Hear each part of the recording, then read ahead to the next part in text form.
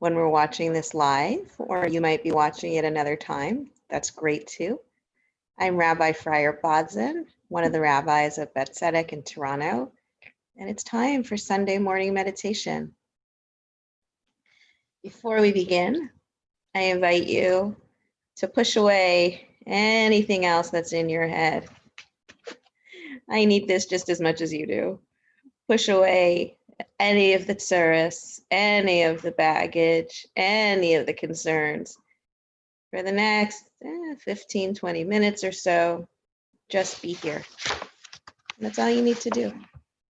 It's hard. I shouldn't have said that's all you need to do. It's hard to push away everything that's heavy, all your burdens, all your challenges, but just push them away for a while. They'll come back. They always do.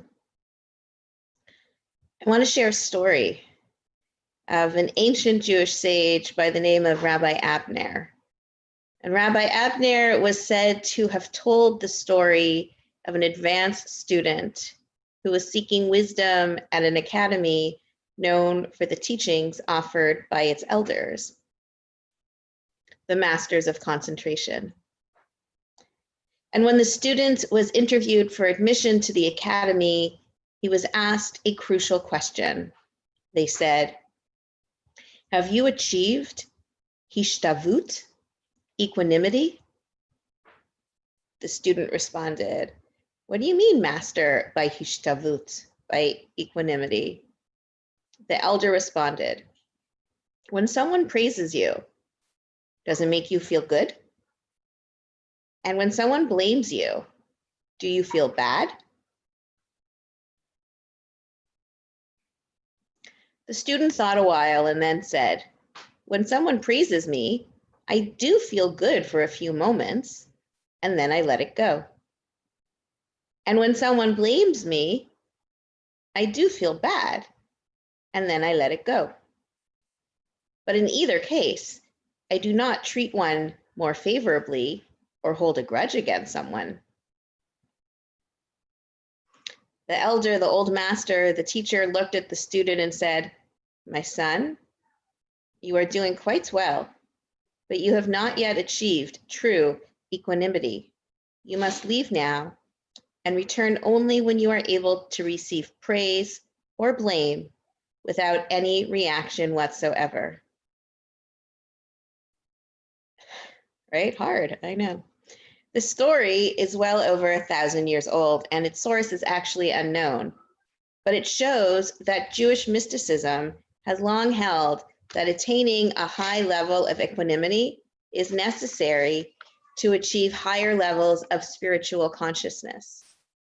In many ways, equanimity can only result when the ego has been dissolved. And the following meditation will help move one in this direction. So take a moment and get settled.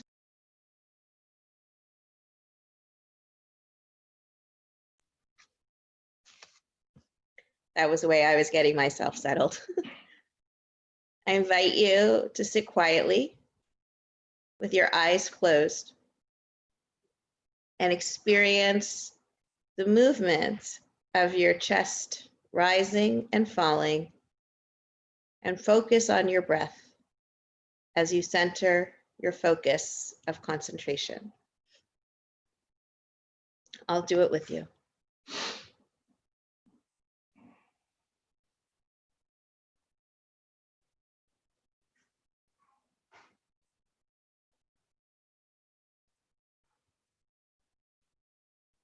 Focus on your in-breath and your out-breath.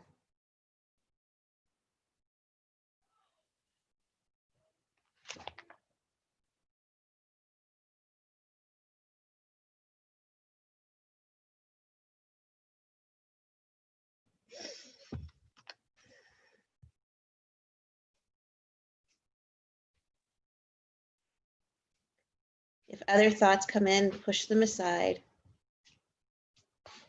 It's okay, but focus on your breath.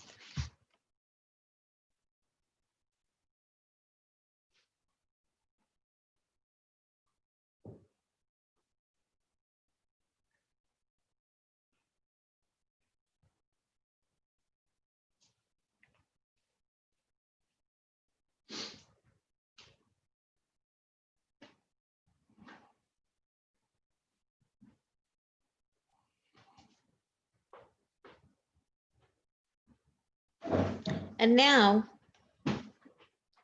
allow yourself to reflect on up to 3 major events that arise in your mind that happened to you within the last 2 weeks. And you might notice that when you're re-experiencing events like this, the rhythm of your breath will change.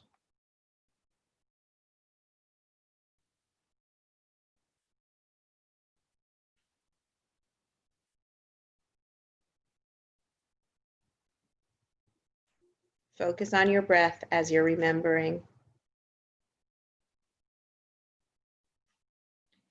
And from those 3 events, pick one event that you would like to work with during this visualization. And take the time to remember it from the beginning to the end. And review it, reliving the emotion of the event.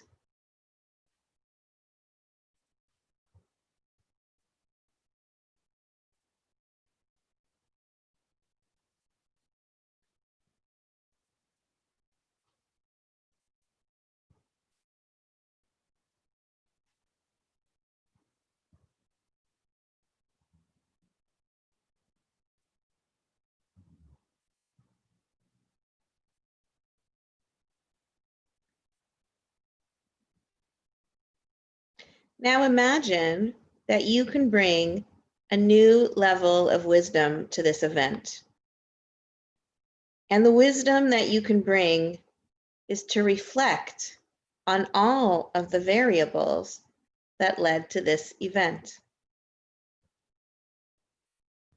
Reflect on the nature and the background of the people who were involved in this event, and consider the implications of what took place.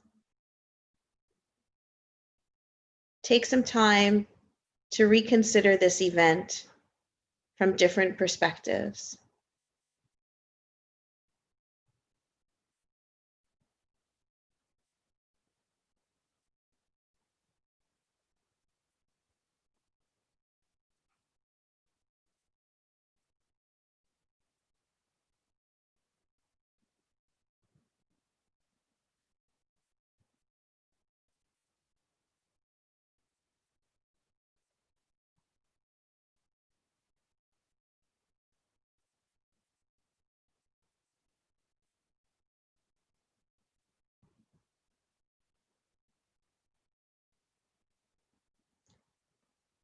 As you reflect from different perspectives, notice how your breathing changes.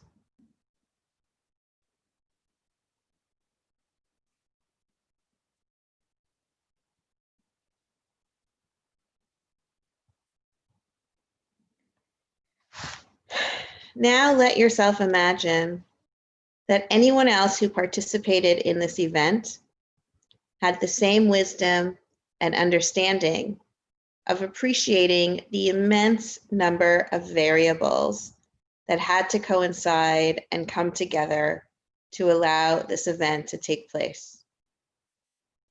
They also have the same foresight to appreciate all of the implications that arose as a result of this event having happened.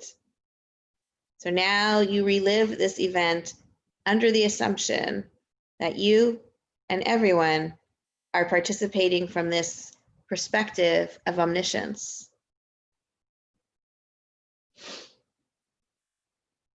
And say quietly to yourself, just as I wish to experience great wisdom, may all the participants in this event experience great wisdom. Notice how this influences your memory of the event.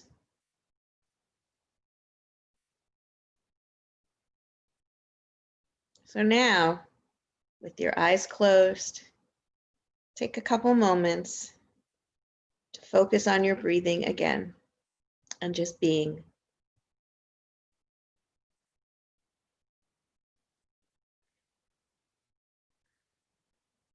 And imagine how this event might have unfolded if you had participated in it while filled with the purest sense of chesed, of loving kindness. How would things have happened from this perspective? And maybe allow yourself to imagine that all of the participants in the event were filled with chesed, with loving kindness. What could have happened?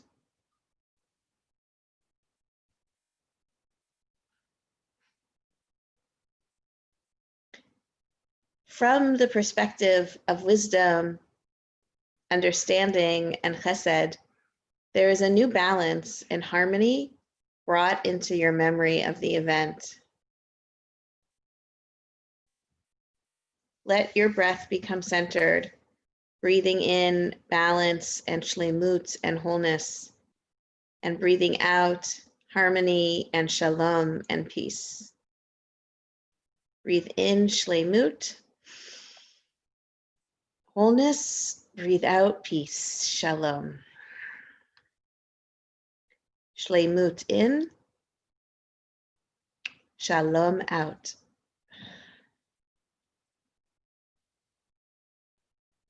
Shlemut in, shalom out. Shlemut in, shalom out. Now do it without me.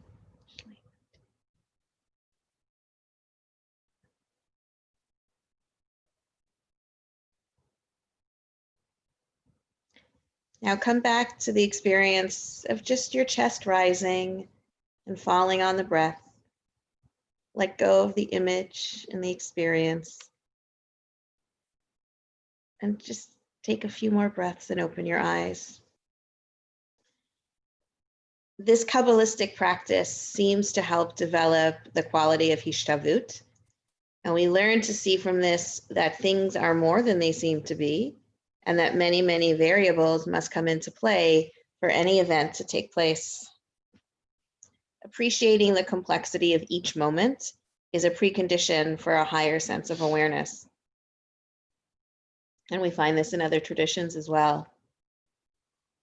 This practice of hishtavut, of equanimity, it changes our perspective of events and always brings in the perspective of the soul level, the timeless perspective, what the event really means in terms of the universe.